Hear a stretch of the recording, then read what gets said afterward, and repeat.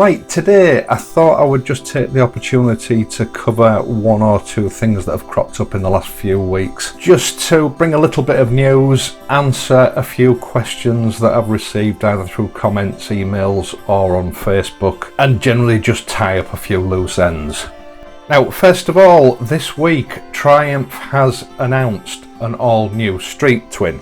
They're not letting much out at the moment, they're keeping it very close to the chest. Now, personally, at this stage, I have my doubts it is going to be an all-new street twin. I think it's just going to be an update of the existing model, but I may be wrong, only time will tell. Now, there are rumours of a 1200cc version of the street twin to be named the Speed Twin, so that's why they're called the Bobber the Bobber. Of course, the 1200 Scrambler we've known about for some time. Triumph has been teasing us with that for months, but there are rumours that the 900cc version is also going to be updated. So altogether, that's a possible 4 new Bonneville models coming up in the near future. It is just hints and rumours at the moment, but certainly something to look forward to in November. As soon as I can find out any information, I will let you know. Now, last week, of course, we were looking at those badges from Motone, and we put it to the vote to see which of the badges you would prefer to see on the Triumph Bobber Black. Now, I have to admit, both myself and Motone have been very pleased. We've really enjoyed this sort of interactive aspect of the channel, and it's certainly something that we are going to continue to do. Now, this morning, Tuesday, I counted up the votes and the results were as follows. The black big finned version's got a total of 14 votes. The big finned brass version's got a total of 15 votes, and the black Union Jack version's got a total of 20 votes. So it's the Union Jack version that will be staying on the Triumph Bobber.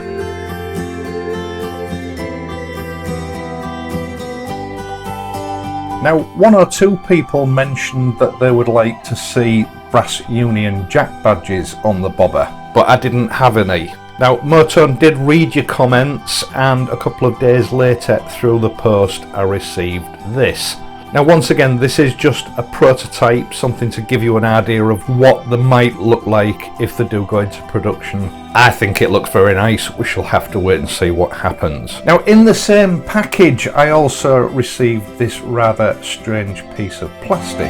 And this is a concept that Motone are working on for an extended sump guard for the water-cooled twins. Now, Triumph version does stop rather short, and I did always think they'd sort of missed an opportunity with this design, but obviously they just went for the simplest design to produce. The extended version comes up a little bit further, protecting more of the bottom part of the engine from stone chips, etc., which is what I would ideally have liked to have seen from Triumph in the first place. It is just a concept. This is a 3D print, and it's actually only half of a sump guard, it's not the whole thing. It's one of many projects that Motone are working on at the moment, and I would be really interested to see how this turns out. Now, those lovely Barley brand Voyager throw-over panniers that I reviewed a few weeks ago. As I sort of expected, this has become one of those must-have items. But people have been complaining, especially here in the UK, that they're having problems sourcing them. Now, I've spoken to Barley Brand about this, and they've said that if you email them directly, they will put you in touch with a retailer who can supply it to you. Apparently they do have a distributor in Europe, so it shouldn't be too much of a problem. Whilst we're on this subject, I got dozens of questions about whether these panniers would be compatible with the British Customs Predator Pro Shorty silencers.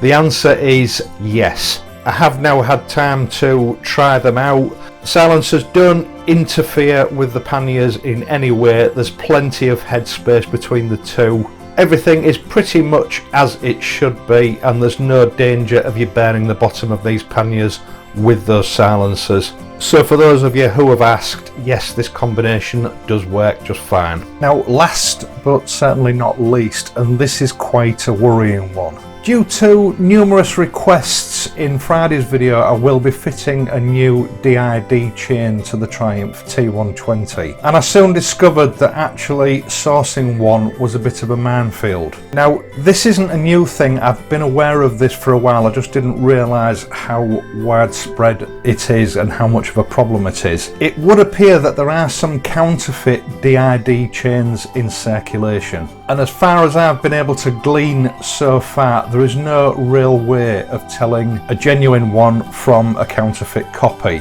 Now, the counterfeit chains apparently look just like a genuine DID chain, but they're made from much cheaper materials, to the point where it has been reported to me that they are very dangerous. I'm not quite sure how long this has been going on. I became aware of it 2 or 3 months ago from various emails and messages I'd received from viewers who'd fallen foul of this particular problem. And as I've said, there's virtually no way of knowing whether you're buying a genuine one or a counterfeit copy. The only advice I can give if you're in the market for one of these is to source it from a large, reputable retailer. I got mine from Wiimoto. The larger companies generally source their products directly from official sources, i.e. the manufacturers themselves, or at the very least that one of their distributors. Stay away from dubious online sources, stick to the big boys. It's not the kind of thing I like to recommend, because I do believe we should support the smaller retailers, but with something like this, which is potentially a safety issue, I think it's best to err on the side of caution, so be aware.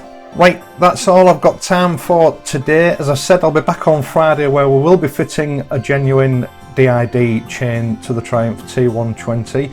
I hope you've enjoyed this video and that you've found it useful. I'll leave some relevant links in the video description down below. So until Friday, please ride safely, and I'll see you soon.